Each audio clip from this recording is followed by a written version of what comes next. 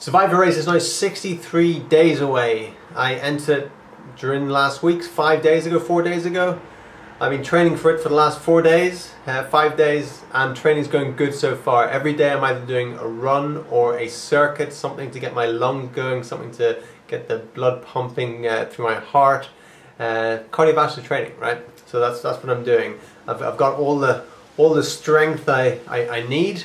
I'm going to still do things that have to do with agility and also some more grip strength stuff, even though my grip is like the Hulk's grip, but mainly CV. That's what I really need to get up. I need to be basically pounding the pavement, running hills and things like that, and starting to expand my lungs again. You know, it's a great thing if you've ever been really fit before. To get really fit again is not as hard as the first time, because it's like blowing up a balloon. And so you get a balloon first of all, and you blow it up. It's quite hard to blow up. But you let that balloon down again. The second time you blow it up, it's much easier to blow up, right? There's memory in the body from what it's done before.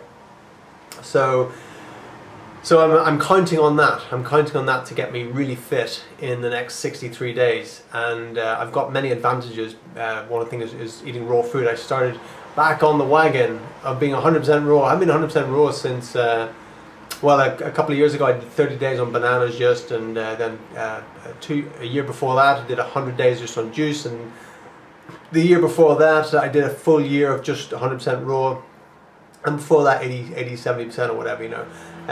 But this last while I've been like maybe 50-60% raw or something. That's about it, or even some days even less. But it takes its toll. It really does, and I've really noticed it. 5 days ago I said, okay, that's it. No more cooked food, 100% raw, and I have noticed a difference big time. It's like another airway has opened in my I don't know, nasal passages going down into my lungs.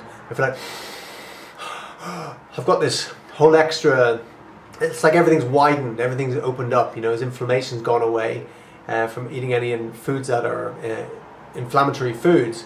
It's incredible what happens. That's the power of the raw food, you know, being able to take in more oxygen, increasing the oxygen in the body, especially the low-fat, high-carb, raw vegan diet. You know, you've got more oxygen that way. The fats supposedly blocks the oxygen is something that I learned, and so you eat low fat and then you eat high carb, and this is what all the ultra athletes are eating that are vegan. They're all eating a high carb diet, right? So it's got to work, right? So something I talked about in the first video for this series about training for the Survivor race is I named this the 7 things, the 7 things in my strategy and my plan that is going to give me the edge in my training for this, in winning this race, right? So the number 5 was a compelling reason why, but I never elaborated on what my compelling reason why was. I just said, you know, this is number 5, my compelling reason why, and I didn't elaborate on it, right? So that's what I wanted to talk about right now. You know, what is my reason? You know, I question myself sometimes. You know, when I thought I want to do this race, then my conscious mind said, well, why do you want to do it? You know, is it just like some ego thing? You want to prove yourself? You want, I don't know. You know, what is that? So I question myself a lot. It's a really good thing to question yourself. Question your beliefs. Question your attitudes. Question the actions that you take. Question them, right? And it gives you a higher level of thinking. If you don't question yourself, you'll stay the same always. And actually you won't stay the same, you'll start to degenerate. Your brain will start to degenerate, your personality will start to disintegrate if you do not question yourself, if you do not question your beliefs and your attitudes and the actions that you take in life. So with that said, I questioned, you know, why am I doing this? What's it about, right? But you know, the unconscious mind is a goal-seeking mechanism. And I have ingrained my goals and my mission in life deep in my unconscious mind through repetitive writing things out, repetitive writing out my goals, repeatedly writing out my mission, my vision, saying it out loud, going for walks and saying incantations and things like that. I have repeatedly done that, and so it's ingrained in my unconscious mind what my mission and vision is for life, right? And my mission is to educate, inspire, and transform the lives of as many people as possible in my lifetime. And that is to be in the millions. You know, I don't want to put a cap on it, but in the millions, you know, multi-millions, right? And so that's what I know my mission is. And so my unconscious mind is constantly looking for ways for me to fulfill my mission in life. So when I get taken in a direction, why am I doing this? It's because that's what my unconscious mind wants from me, because that's what I programmed into it. I want to inspire. I want to educate. I want to teach. I want to be the catalyst for people to transform their lives, right? Because that's what I am. I am a teacher. And the best teachers are those that can inspire. Those that can inspire are the best teachers, right? And so that's what I wish to be. I wish to be an inspiration. And those that can be an inspiration to others, allow them to show them the openings where they can transform their lives. So in effect, I'm a catalyst for transformation. That's what I am. That's who I know that I am. That's who I know who I am, right? So then when I'm thinking, okay, well, I want to be able to inspire. I want to be able to inspire you. You know, wherever you're at, you can make big shifts. Some people say to me, I'm too old. I'm too old to do this, that, or the other. So that's why I'm saying, hey, look, I'm turning 39 next month. When I do this race, I'll be 39. And I'll be competing against like young, really fit guys. And my focus is on to win it, because I want to inspire. And I know if I win it, I don't know who else is running it, but my guess is I'll be able to inspire a lot more people through me winning it than possibly anyone else. I don't know for sure. I don't know who else is running it, right? Possibly.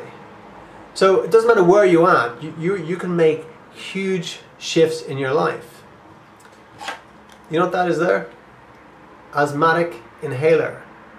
There was a time in my life when I overdosed on that every day. My doctor said to me when I was 5 years old, I developed asthma for whatever reasons why. I got asthma when I was 5 years old, got pulled from the doctor, like this, couldn't breathe. I got asthma. I got prescribed one of these. The same one is still here. Like 1981 I got prescribed one of these, and 2015 it still looks pretty much the same. You know, must have been good for its time, huh? So, you know, that's a drug, but that's a drug that saved my life. You know, so I'm really all for natural things. I really am. But there's times when stuff that has been made by science, by the pharmaceutical industry, can actually save lives. I'm telling you, that was a lifesaver for me. But I overdosed on it regularly, and it had its side effects. It had its side effects on me, you know, and I have had to regain my health through many different things as well. But if I didn't have that, I don't know, I could be dead, or my life would be much more debilitated. But of course there's a higher level as well, and I didn't know about nutrition. I didn't know about you know, the certain things I could avoid in order to not get asthmatic symptoms, and I know that now. And I know just 5 days ago I started eating again 100% raw. I'm like, wow, it's like everything's opened, you know. And it's so great to be able to breathe. Well, unless you've got asthma, you've no idea what it's like and how great it is. It's such a gift that you have if you can just breathe clearly. If that's one thing you have right now, can you breathe clearly? Can you breathe without wheezing? Can you breathe without your lungs constricting? If you can do that, wow, lucky you. A lot of people that can't. I was one of them, and still am at times. That's why I have this here now, because a number of months ago, Victoria got some old teddy bears from the playgroup that she ran, and they were infested with dust mites. I'm highly allergic to dust mites, probably more than anything else.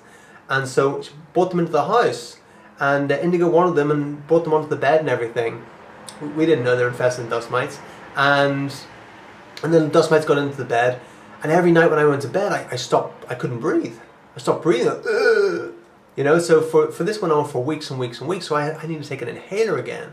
This is only earlier on this year. I'm puffing back on an inhaler after all these years. You know, feeling that feeling again of not being able to breathe, being at sub power, and that brings you down. When you can't breathe, it brings everything down. It brings your biochemistry down, brings your confidence down, everything goes down, your health goes down when you can't take as much oxygen into your body, you know? So once I realised, well, dust mites, you know, got the beds all clean, the teddy bears, got rid of the teddy bears and everything, and now totally fine. And then that's been brought up to a new level with eating again raw vegan diet. Wow, it's amazing, you know? So any asthmatics out there, just start eating a raw vegan diet, you know, so and get rid of anything that can cause allergies, you know. The changes can be amazing. You know, when I got off dairy, wow, suddenly I can breathe through my nose. You know, when I stopped eating wheat and things like that, wow, the effects were amazing, you know. So those are the things the doctor didn't tell me many years ago, because the doctors didn't know, because all the doctors taught is how to diagnose and prescribe pharmaceuticals or send you on to a specialist to get surgery or whatever, right? That's what doctors do, yeah. So that's the message I want to get out to asthmatics, you know. Doesn't even matter. There's a time when I could not run a few hundred meters without keeling over, wheezing, needing to puff on my inhaler. At school, the furthest I could do was the 800 meters. 800 meters is the furthest I could do, because after that, everything closed up, you know. So I went for a run the other night, even after just eating raw for 3 days. And I ran first time in long, I can't even remember the last time I ran. First time I ran for 30 minutes, pretty good pace, in 33, 34 degree heat, humidity. And I didn't get out of breath once, didn't even get out of breath. That's amazing. That's such a good feeling to have that. Remembering what it was like a number of months ago, not to be able to breathe again, you know. My legs felt a bit sluggish, for sure. I haven't done much running for years. My legs felt sluggish and a bit heavy. Didn't feel like there's much of a spring there really in the normal running. There's a few guys past me like bounding along effortlessly. Slightly disheartening, but I know I can pick my fitness up pretty quick. I'm pretty sure I can. So I might be going off on a tangent here, I'm not too sure. Am I going off on the tangent? Kombucha tea, homebrew kombucha tea for the win. That's another thing that really helped me get over a lot of my health issues, kombucha tea. So my compelling reason why with this journey is to first of all educate, right? To educate on nutrition, on training, on mindset, on nutrition. Did I say nutrition? Yes, diet, things like that. Second thing is to inspire you to get out of your comfort zone, to inspire you to take on a challenge of your own, to do something that you don't know that you can do, to go ahead and give it your all on something that you might screw up on, you might fail on. Be vulnerable. Be vulnerable. That is a key lesson for many people in life. Many people are walking around caged. They don't want to be vulnerable, and so then they never grow, they never expand to their full potential that they could. Be vulnerable. It goes a long way, right? For some people that might not fully compute.